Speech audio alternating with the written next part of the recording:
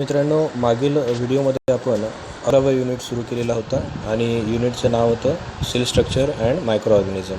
त्यामध्ये आपण सेलबद्दल माहिती अभ्यासली होती. सेल म्हणजे काय आणि सेलपासून ते ऑर्गन सिस्टीमपर्यंतचा जो प्रवास आहे तो कसा काय होतो त्याबद्दल आपण सविस्तर माहिती पाहिली. त्यासोबतच ग्रेट सायंटिस्ट जे आहेत रॉबर्ट हुक यांनी कशा पद्धतीने 1665मध्ये जे काही कॉर्क सेल आहे त्याचा अभ्यास केला त्याबद्दल आपण सविस्तर माहिती पाहिली होती.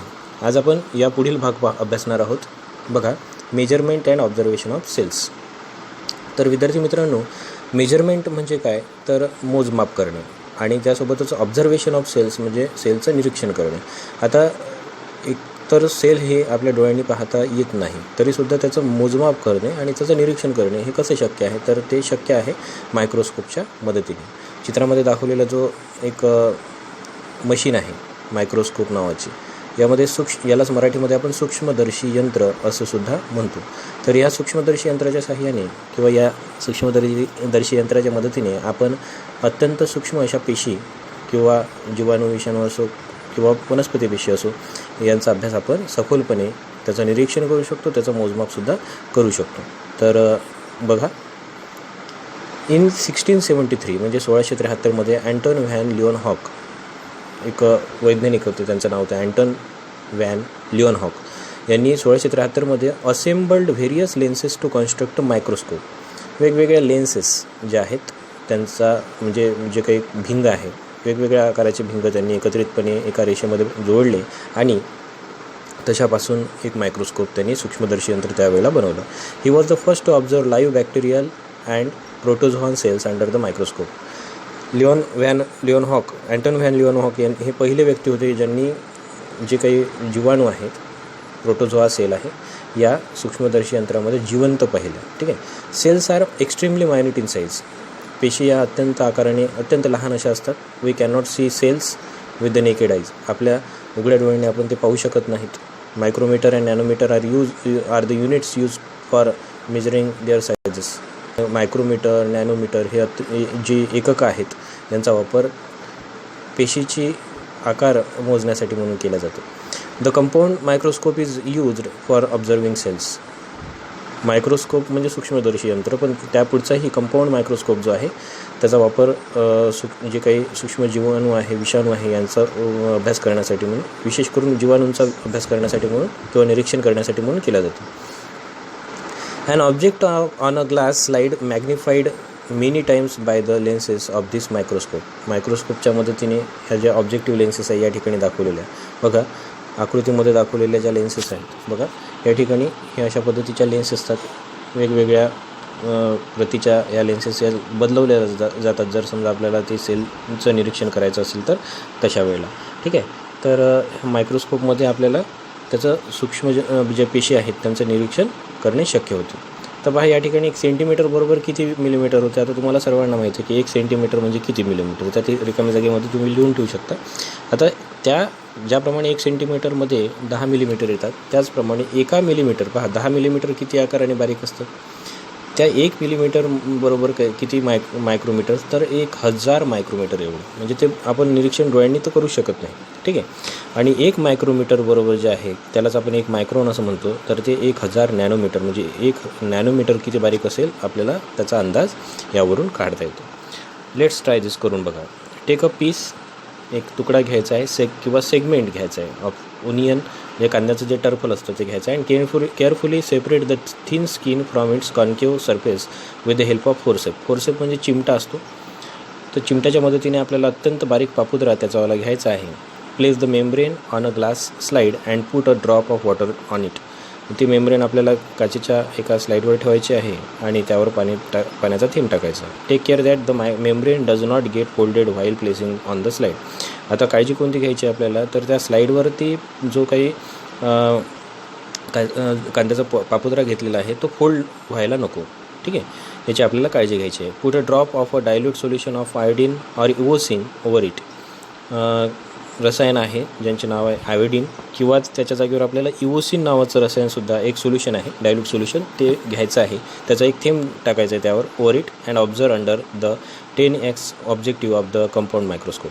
10x एक साईज आहे त्या लेन्सची, आपण आता लेन्स ज्या ऑब्जेक्टिव्ह लेन्सेस पाहिल्या त्याची, त्यामध्ये आपल्याला त्याचं निरीक्षण करायचं आहे. Don't forget to put a cover slip over the onion skin on the slide before placing it under the microscope. मायक्रोस्कोपमध्ये ठेवत असताना बघा, आता आकृतीमध्ये आपल्याला हे दाखवलेलं आहे, कांद्याची ए आकृतीमध्ये कांदा आहे पूर्णपणे, त्याच्यातलं बारीकात बारीक टर्फल जे आहे ते आपण या ठिकाणी बीमध्ये घेतलं आहे सेगमेंट, आणि त्यानंतर तो मेम्ब्रेन आपल्याला दिसेल, आणि ती जेव्हा आपण 10x एवढ्या लेन्समध्ये आपण त्याचं निरीक्षण करू त्यावेळेला सेल अशा पद्धतीने दिसतील. तर हे जेव्हा आपण स्लाईडवर ठेवू त्यावेळेला त्या कवर स्लाईड आपल्याला ठेवणे, कवर स्लिप ठेवणे आवश्यक आहे, अन्यथा ते जे काही ओनियन स्किन आहे ती पूर्णपणे ड्राय होऊन जाईल. ठीक आहे. इन द सेम वे, त्याचप्रमाणे observe the cells from various parts of the plant like leaves, bark, root tips. आता हे आपण कांद्याचा पापुत्रा म्हणजे एक फळाचा पार्ट घेतला, तर आपण वनस्पतीचे इतर अवयवसुद्धा घेऊ शकतो. उदाहरणार्थ ते वनस्पतीचे पानाचा एक कट घेऊ शकतो, किंवा बार्क म्हणजे खोड, रूट टिप्ससुद्धा घेऊ शकतो. Do you remember that last year you had observe the amoeba and paramecium that are found in water. मागच्या वर्षी आपण अमिबा, पॅरामिशियम, आता हे जे प्रयोग आहेत ते आपण कोरोना कालावधीमध्ये आपण करून पाहिलेच नाहीत, बरोबर आहे, पण तरीसुद्धा शाळेच्या आपल्या प्रयोगशाळेमध्ये अमिबा, पॅरामिशियमचे स्लाईड्स असतात, त्यांचं निरीक्षण आपण करून अमिबा आणि पॅरामिशियम काय आहे किंवा ते सेल कशा असतात त्याचं आपण निरीक्षण करू शकतो, त्याचा अभ्यास करू शकतो. ठीक आहे. किंवा आता तुम्ही यूट्यूबवरसुद्धा सर्च करून अमिबा, पॅरामिशियम याच्याबद्दल सविस्तर माहिती घेऊ शकता, इंटरनेटवरसुद्धा मिळू शकते. ठीक आहे. कॅन यू टेल, तुम्ही सांगू शकता का, are the cells that you observed all alike.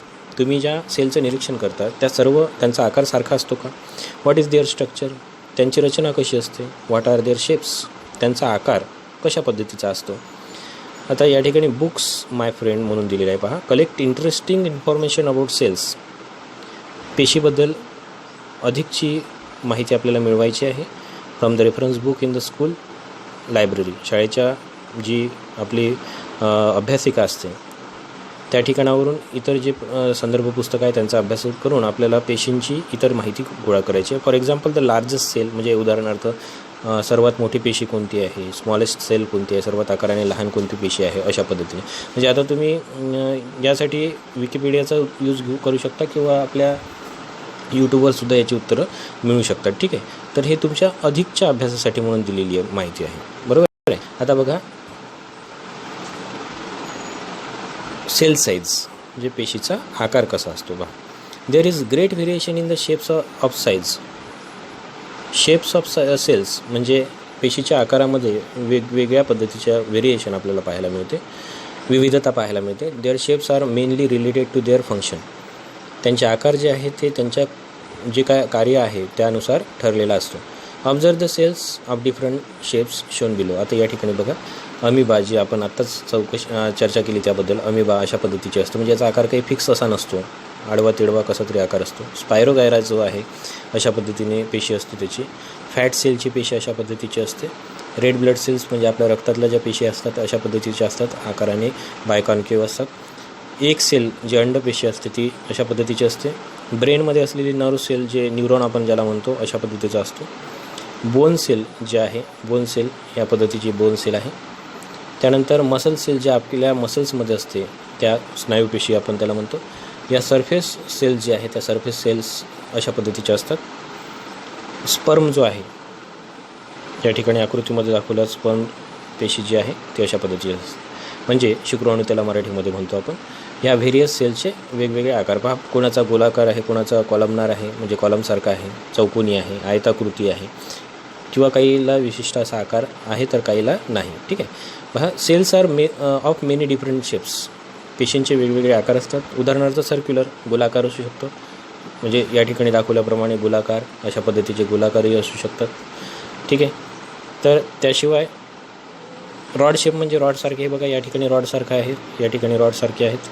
Columnar कॉलमसारखे आहे, ज्या इथे दाखवलेले आहे पहा कॉलमप्रमाणे. स्पायरल आहेत, उदाहरणार्थ स्पायरलसारखी. या ठिकाणी आपल्याला यामध्ये स्पायरल्स अरेंजमेंट नाही दाखवलेली आहे, तरीसुद्धा स्पायरल म्हणजे बघा स्प्रिंगसारखी अशा प्रकारची रचना असते त्याची. त्यानंतर रेक्टँग्युलर म्हणजे आयताकृती अशा प्रकारच्या असतात, त्या विशेष करून अशा